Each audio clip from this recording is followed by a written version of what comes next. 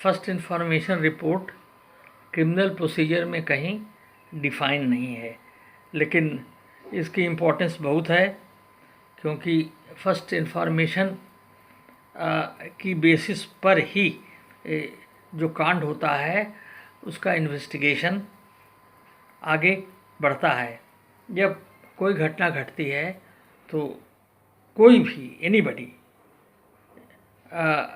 या कोई पब्लिक हो या चाहे कोई उस कांड का भुक्तभोगी हो या उसका कोई रिश्तेदार हो, थाने में जाके जब रिपोर्ट करता है तो पुलिस विभाग जो इस काम के लिए मुस्तैद किया गया है ये घटना को सुनता है, और जो सीआरपीसी में जो लिस्ट दी हुई है कॉग्निजेबल और नॉन कॉग्निजेबल की, उसके आधार पर ये डिसाइड करता है कि ये घटना कॉग्निजेबल है कि नॉन कॉग्निजेबल है। जिसका आप सीधे साधे शब्दों में कि ये घटना बहुत सीरियस है या घटना यूँ ही मामूली सी है, तो उसी की बेसिस पर वो एफआईआर बढ़ाता है।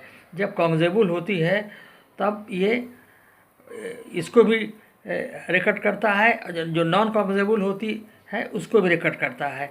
फ़र्क सिर्फ इतना ही है कि जो कॉग्निजेबल धाराएं होती हैं, जो उसका एफआईआर होता है, उसकी इन्वेस्टिगेशन वो खुद शुरू कर देता है, थाने वाले को पावर है।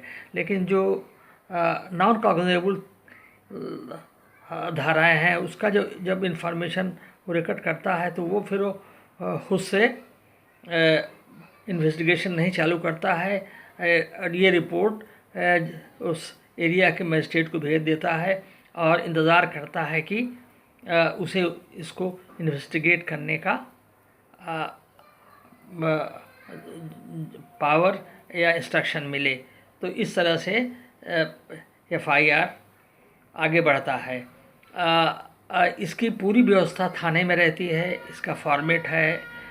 इसके बारे में यहाँ जैसे मान लीजिए लेडीज़ के अत्याचार के बारे में है तो आपका थाना बनाया गया है, लेडीज़ थाना बनाया गया है जो इस काम को हैंडल करती हैं और रिपोर्ट दर्ज करती हैं।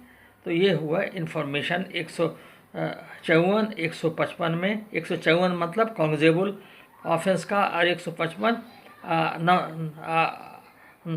नॉन कॉग्निजेबल ऑफेंस का इंफॉर्मेशन दर्ज होता है और इसकी बेसिस पर इन्वेस्टिगेशन आगे बढ़ता है। इसके अलावा 156 धारा और है जिसमें अगर मान लीजिए कहीं भी सुनवाई नहीं होती है, अगर मान लीजिए एसपी भी नहीं सुनता है, तो वैसी कंडीशन में वो आदमी जो भुक्तभोगी है वो मजिस्ट्रेट के पास जाता है और मजिस्ट्रेट से अपना बयान लिखाता है और वो मजिस्ट्रेट जो है उसको थाने में भेजते हैं और उसको इंस्ट्रक्शन देते हैं कि आप इसकी एफआईआर लॉन्च कीजिए और इसकी रिपोर्ट हमको भेजिए, तो आपको आगे इंस्ट्रक्शन दिया जाएगा वगैरह वगैरह। ये है व्यवस्था आपका एफआईआर का। अब ये तो थोड़ा सा और सीरियस मामला है, जितना आसान हम कहते हैं उतना नहीं है, तो हम अब इसके बारे में जय पुष्पित पल्लव जी से रिक्वेस्ट करेंगे कि इस पर अपना एक्सपर्ट ओपिनियन दें और पूरा इन्फॉर्मेशन आपके सामने रखें, जिससे कि आप इससे पूरी तरह से अवगत हो। धन्यवाद। ओवर टू पल्लव जी।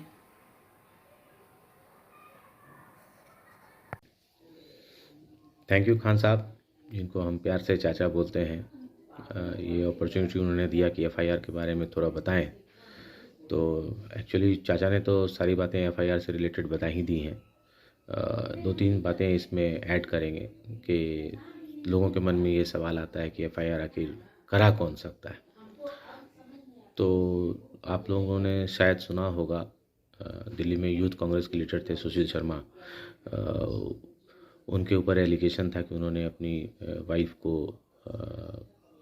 बंदूक से मारा। फिर उसके बाद उनके बॉडी को उन्होंने चॉप करके तंदूर में जलाया। बगिया रेस्टोरेंट नाम से जाना जाता था दिल्ली में, जो उस समय अशोक यात्री निवास था, आजकल जो सांगरीला है। और कांग्रेस के लीडर थे वो, यूथ कांग्रेस के लीडर थे।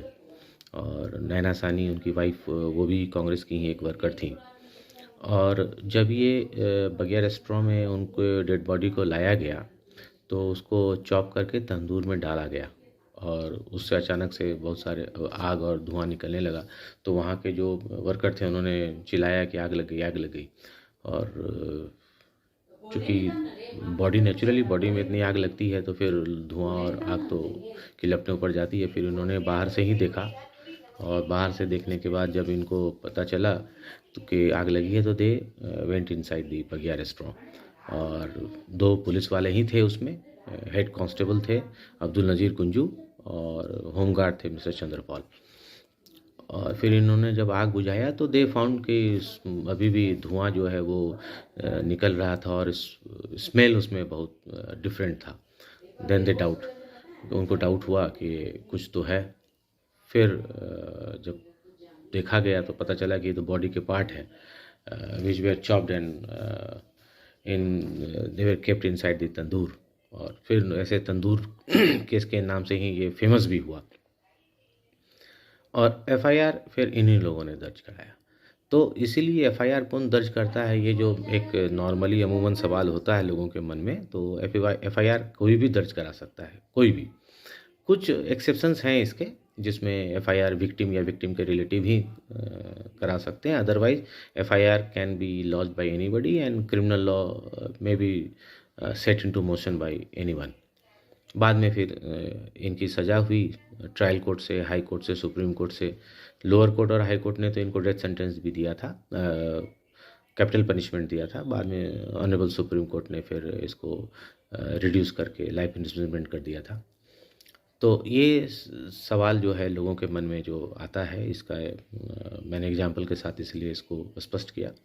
और एक और सवाल आता है लोगों के मन में, एफआईआर अगर हुआ उसकी कॉपी नहीं मिलती है, तो इसकी व्यवस्था भी सीआरपीसी में है। सेक्शन 154 के ही सब सेक्शन 2 में है कि वो इन्फॉर्मेंट को फोर्थविथ एफआईआर की कॉपी दी जाए। और एक सवाल लोगों के मन में ये भी आता है कि अगर एफआईआर राह चलते कहीं कुछ हो गया, थाना है नहीं, कैसे करें।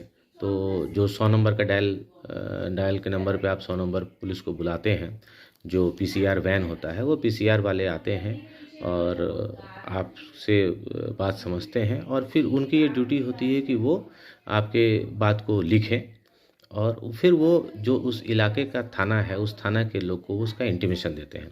तो ये भी एक कागजी प्रक्रिया है। फिर वो थाना वाला फिर आता है और फिर वो कार्रवाई होता है, तब जाकर वो एफआईआर होता है।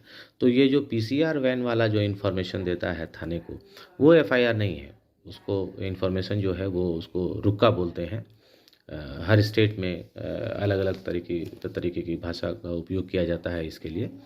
और जब वो थाने से लोग आते हैं या इन्फॉर्मेंट या विक्टिम खुद थाना जाता है 100 नंबर डायल करने के बाद, अगर किसी को इंजरी हुई तो उसको हॉस्पिटल पहुंचाया जाए, वहां पर लॉ एंड ऑर्डर को शांति बनाए रखने के लिए, लॉ एंड ऑर्डर मेंटेन करने के लिए जब काम हो जाता है वहां पर, तो उसके बाद जब आप थाने में जाते हैं या पुलिस वाले वहीं पर आकर के आपका बयान लेते हैं, तब वो एफआईआर लॉन्च होता है। तो देयर इज ए डिफरेंस कि जब 100 नंबर की पुलिस आती है तब क्या होता है।